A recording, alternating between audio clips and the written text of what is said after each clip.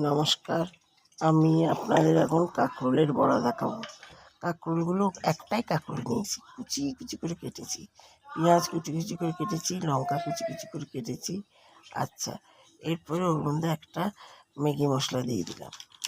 Maggi মশলা দেওয়ার পরে একটুখানি ভালো করে তুলে নিই। ম্যাগি মশলাটা আছে নাকি দেখি, নাই। ওর মধ্যে নুন দেবো,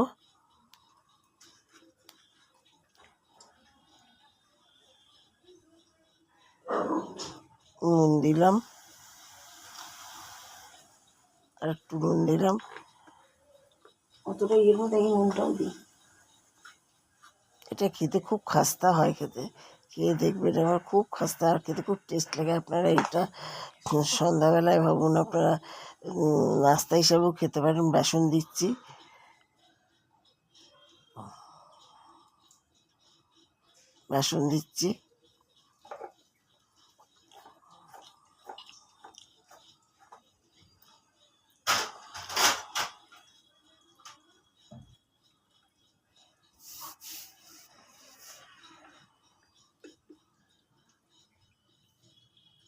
কড়াইয়ে তেল দিয়ে দিলাম।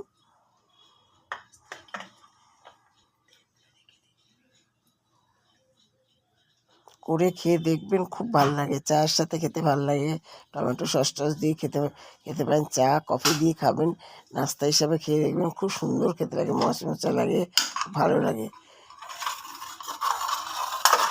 যদি ভালো লাগে আপনাদের করে খেয়ে, তাহলে আপনারা আমাকে শেয়ার করবেন, লাইক করবেন, সাবস্ক্রাইব করবেন। এবার আমি ময়দাটা দিয়ে কাঁকরোল পেঁয়াজ কুচি দিয়ে জল দিয়ে ভালো করে মেখে নিই, টাইট করে মাখবো।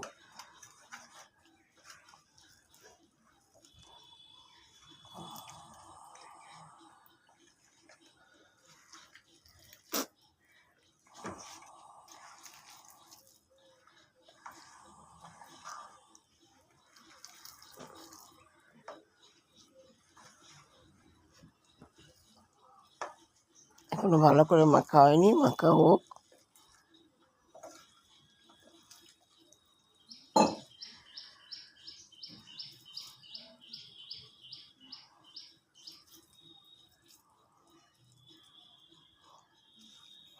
এবার মাখা হয়ে গেছে, এবার আস্তে আস্তে চ্যাপটা চ্যাপটা করে বড়ার মতন করে নিচ্ছি।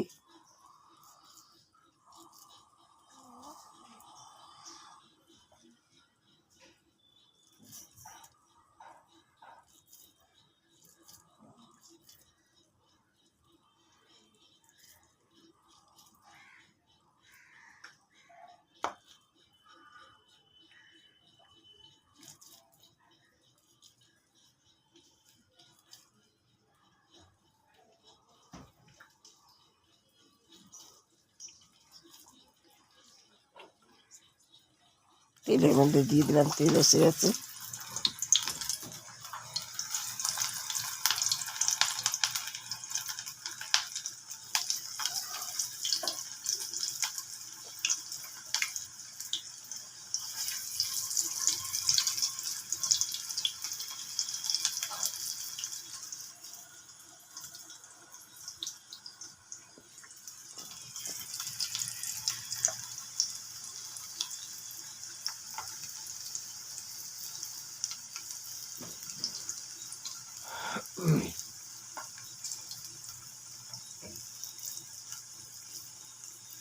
তেল এসে গেছে, এখনো বড়াটা ভাজা হয়নি, বড়াটা ভাজা হোক আস্তে আস্তে।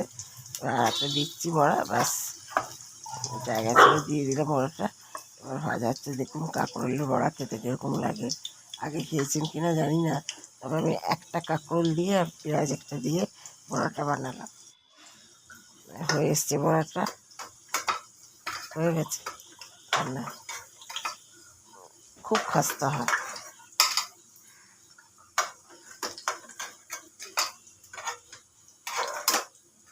যদি আপনাদের কাছে খেয়ে ভালো লাগে, নাস্তা দিয়ে খান, ডাল ভাত দিয়ে খান, নাস্তা হিসাবে খান, ডাল ভাত দিয়ে খান, কিংবা চা কফি দিয়ে খান, সন্ধ্যার সময় খুব ভালো লাগে খেতে।